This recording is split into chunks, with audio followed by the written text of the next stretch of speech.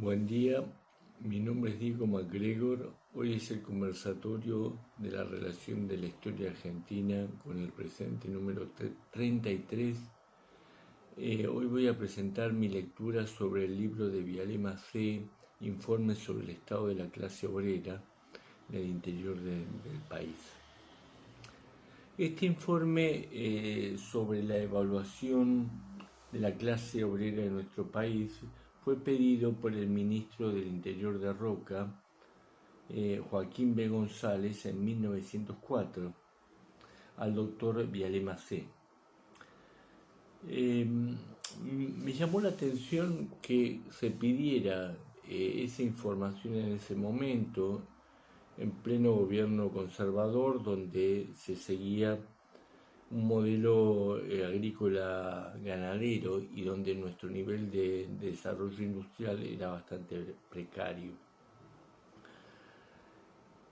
No tengo noticias de otros gobiernos que se tomaran el trabajo de pedir un informe así, y me hace recordar al trabajo que hizo Engels en Inglaterra sobre el estado de la clase obrera, pero en ese caso no fue un pedido político del gobierno.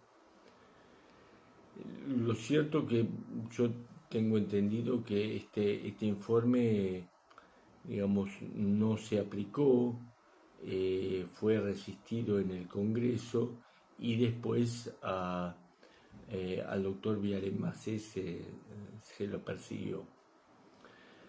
Viale Macé investigó diferencias respecto al trabajo de las fábricas, minas, ferrocarriles en las distintas ciudades y el campo del interior y en los distintos oficios para dar cuenta de la modalidad de trato en cada una de estas labores, abarcando a extranjeros, criollos, varones, mujeres y niños. En este informe, Viale Macé evalúa la cantidad de horas de trabajo y descanso, el jornal mínimo y si se otorga o no descanso dominical, tipo de alimentación, alojamiento, cuidado de salud del obrero y si se indemniza o no por accidentes de trabajo. El autor reconoce la superioridad del criollo sobre el inmigrante respecto a su inteligencia y su fuerza muscular en las diversas tareas, pero él dice que el prejuicio social de muchos patrones vuelca la balanza a favor de los extranjeros europeos sobre la población local. En relación al pago por su trabajo fundamentalmente. Por otra parte, hubo resistencia de los empresarios de escuchar la importancia de una legislación laboral más justa, que en general la leen como atentatoria a sus intereses económicos. Refiriéndose específicamente a Chaco, dice que se desvaloriza y se margina a la población indígena.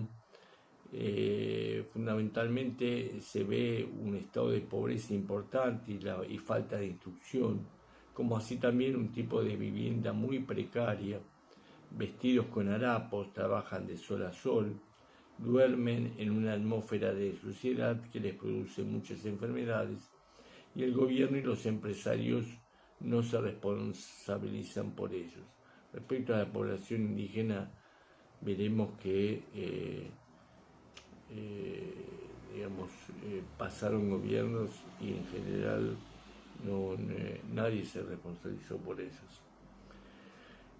Por otra parte, las pequeñas industrias han muerto en el Chaco por falta de protección de los gobiernos provinciales. Dice que si este gobierno no hubiera emprendido numerosas obras de ferrocarriles, puentes, caminos y puertos, se habrían visto efectos del hambre. Por otra parte, Viale Macé dice que los empresarios entienden que bajar la mano de obra es rebajar jornales y que lo primero que hay que arreglar es el mal estado de la población criolla. Dice que si no hubiera tierra pública se debería expropiarse a los terratenientes. Una frase bastante fuerte, Viale Macé. Con razón fue fue perseguido después.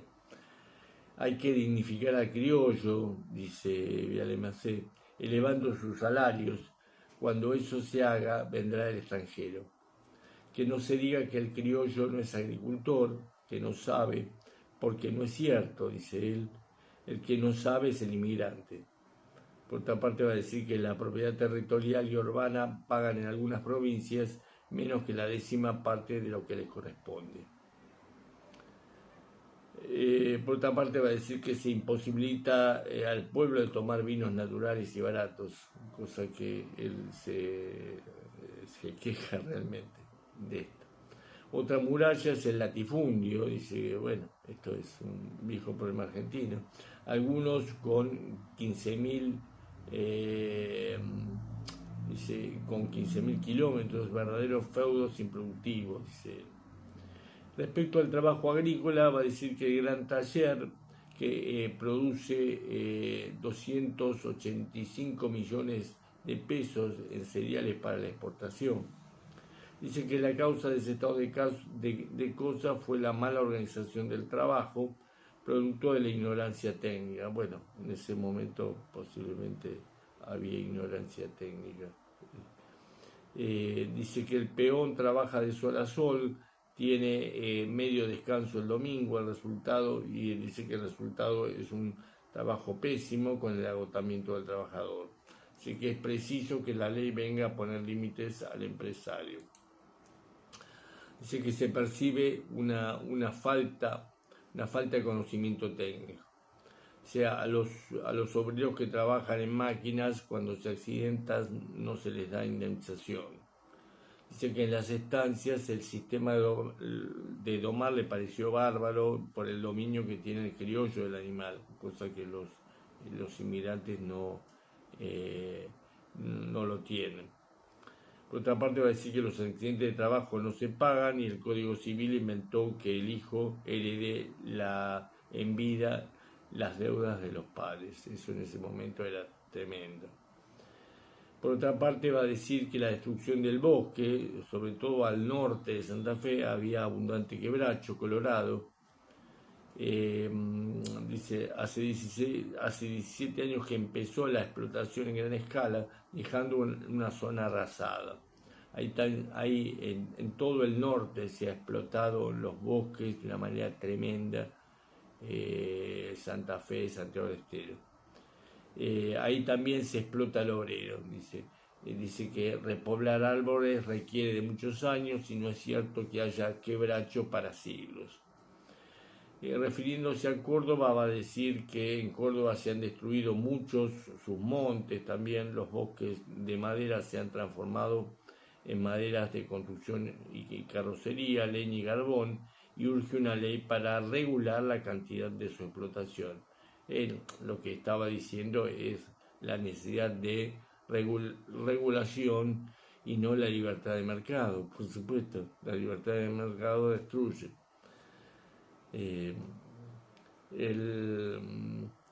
Dice por otra parte que el azúcar de Tucumán, Salta y Jujuy, y fundamentalmente refiriéndose a Tucumán, va a decir que en Tucumán se extrema la explotación del pobre, el martirio de la mujer y la primera fuerza del niño. Dice que vemos por un lado el lujo y por otra parte y por otro la pobreza. Dice que es preciso poner las llagas al descubierto si se quiere curarlas. Un buen médico era Viale Macé. Dice que digamos ahí en Córdoba el carpintero, el sastre y el albañil suelen vivir una vida muy precaria. Y él se pregunta quién se ocupa de moralizar al obrero, de darle instrucción, de regularizar su situación. Va a decir que consideramos la clase pobre a todas aquellas familias que a duras penas consiguen para comer, vestir y pagar su casa. La mujer durante el embarazo sufre hambre y un excesivo trabajo, y hay excesiva mortalidad infantil y muchas enfermedades. Y se pregunta cómo vive la mujer del peón en medio de la inmundicia. El agua solo entra en el rancho para la alimentación y no para la higiene.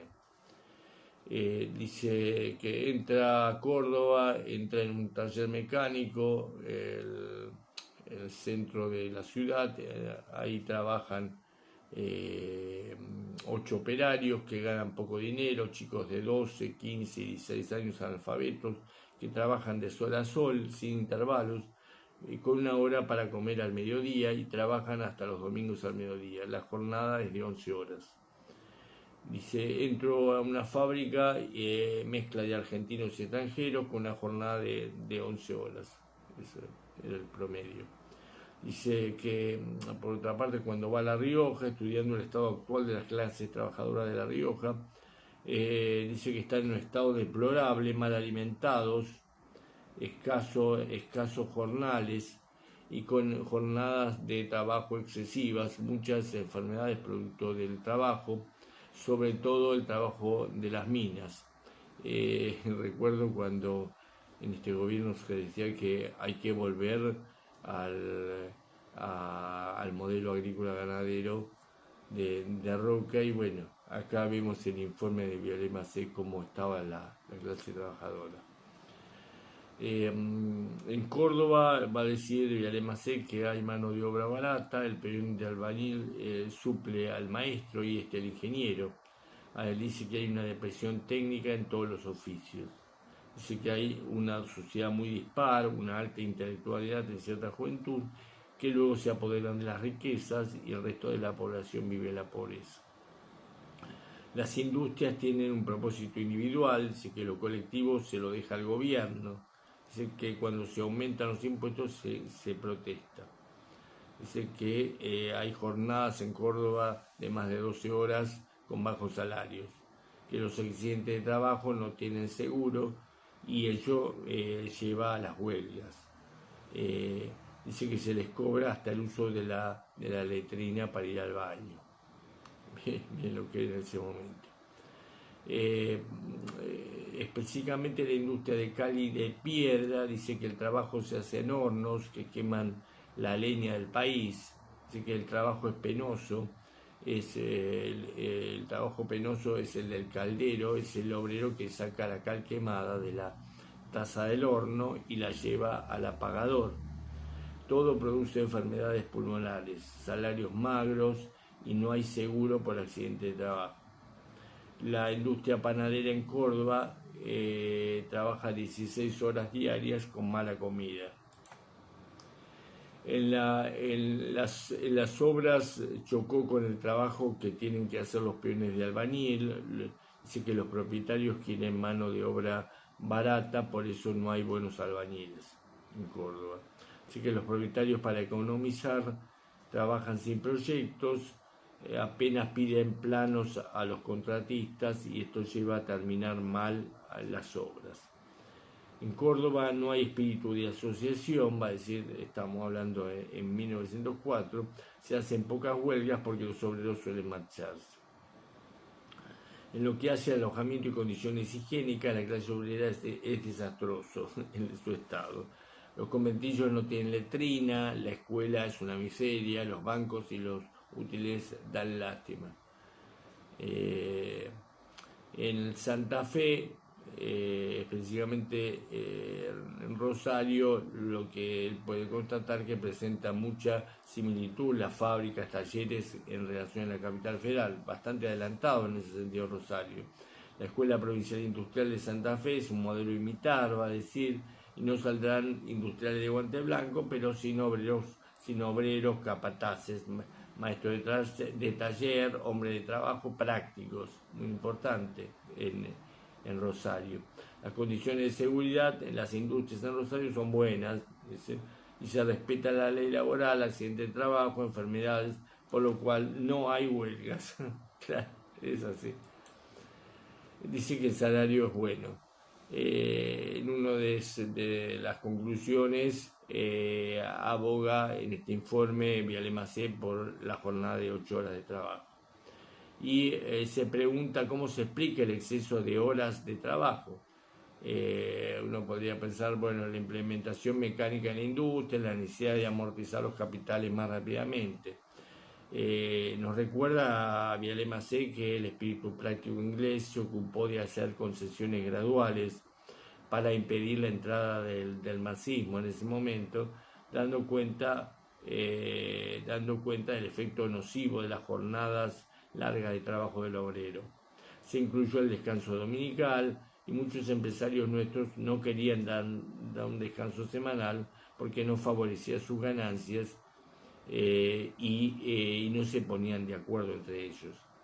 Y lo que va a decir Viale Macé, que sin descanso la democracia es una mentira.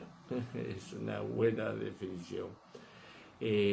También va a decir al servicio médico le corresponde ese derecho. Dice que en el Código Civil se legislan los accidentes de trabajo y la indemnización debe ser por el daño que causa. En ese sentido, el doctor Vélez Arfield, recuerda a Viale Macé, no dejó a nadie afuera en los accidentes de trabajo. Por otra parte, va a decir que la mujer y el niño es necesario el cuidado de la mujer en su trabajo porque en su vientre está la grandeza y la fuerza de las naciones. Por otra parte, debemos tomar, dice Viale Macé, la ciencia europea y adaptarla a las condiciones locales para hacer nuestra propia legislación laboral. Miren, estamos hablando de 1904. Lo que se tardó para hacer una legislación laboral y después el retroceso. Respecto a las sociedades obreras, dice Viale Macé, estas sociedades se fundaron para dar educación a los hijos de los socios que no podían costear su educación y que puedan tener una profesión provechosa. Dice que las huelgas son una reproducción de los hechos sociales y esto nos enseña la historia universal. Es mejor encauzar la corriente por los canales del orden y la ley que contenerla a palos. Dice, muy buena definición la de Viale Macé. Así que la palabra huelga significa cesación del trabajo. Así que los obreros le dieron un significado más restringido en cuanto a cesación colectiva de trabajo para imponer condiciones a los patrones, no solo hacen la huelga los obreros, sino los comerciantes cuando protestan por los impuestos que los perjudican. Los obreros tienen que soportar perjuicios, ocasionan las disminuciones cuando se les ocasionan las disminuciones en sus jornales y las condiciones de su trabajo. Frente a la huelga obrera, los industriales buscan cerrar las fábricas o talleres para despedir obreros.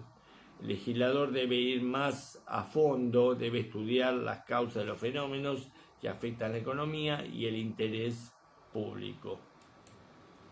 Sé que la ley sería tiránica y brutal si no reconociera el derecho obrero de no trabajar en condiciones que ponen en peligro su vida. Sé que ya desaparecieron de los ingenios el látigo y el cepo manejados por el patrón, pero dice que en ese momento continúa el capataz. Así que la huelga es lo que menos puede hacer el obrero en su defensa. Respecto de los resultados finales de sus estudios de las clases obreras en el país, dice Viale Macé, dice que él aspira por una jornada racional que busque ideas prácticas del progreso positivo como base de la ley. Dice que la cuestión se reduce a enseñar a los patrones y obreros los recursos que pueden sacar de esas fuerzas. Podría decir, enseñar no es un problema de enseñar, sino aplicar la ley.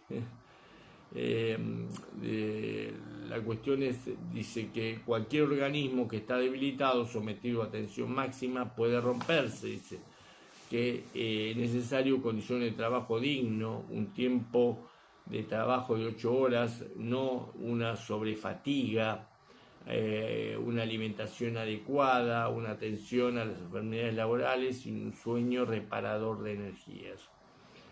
Y nos recuerda que en Tucumán, en tiempo de cosecha, dice que pudo medir diversos estados de trabajo de la fuerza de los obreros de distintos ingenios, como de talleres particulares. Dice que los obreros de taller tienen siempre la misma jornada, pero tienen también un calor agobiante en verano que no actúa sobre el invierno. En cambio, dice, el obrero de ingenio tiene una jornada brutal de 12 horas, trabaja de noche con lluvias y fríos. Así que los ingenios, a pesar de la huelga, han conservado un suministro de carne, maíz, pan o galleta, y tienen obreros fuertes y en mejor estado de conservación. Y que dice que casi todos los ingenios de Tucumán se preocuparon por la vivienda racional higiénica del ombrero y del descanso dominical. Respecto de la zafra, va a decir que el obrero sigue a su caudillo, a su patrón caudillo, que nacen, viven y mueren en el terreno donde nacieron. Dice que un estanciero o un dueño de ingenio es como un señor feudal, no parte de la burguesía. Dice que sus jornadas son muy largas, los accidentes de trabajo son sin reparación, y la huelga surge como producto de abusos intolerables. La huelga nació en el ingenio, donde se estimaba más ganancia de la proveeduría que de la industria misma. Hacían una industria de la proveeduría en ese momento. El obrero que empieza fuerte termina agotado y destruido, dice. No están en iguales condiciones los obreros fijos que nacieron en los ingenios que los golondrinas. Respecto de sus conclusiones del obrero tucumano, dice que las huelgas son producto de la indiferencia patronal,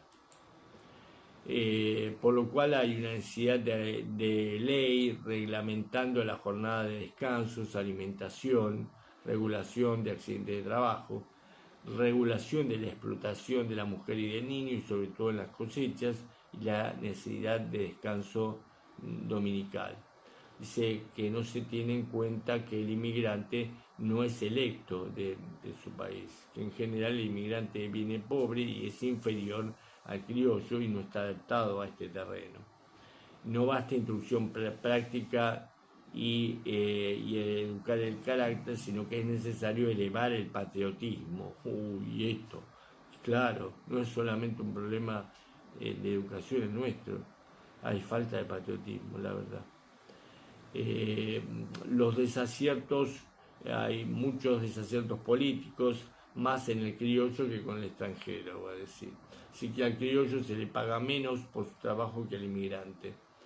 Y por último va a decir que la noción fisiológica del trabajo y del descanso no entra en el común de los médicos en ese momento. Y se pregunta por qué esta nación, que tiene tantos medios de riqueza, no daría al mundo el ejemplo de una mejor legislación obrera. Bueno, les agradezco la atención de ustedes y hasta el próximo conversatorio. Gracias.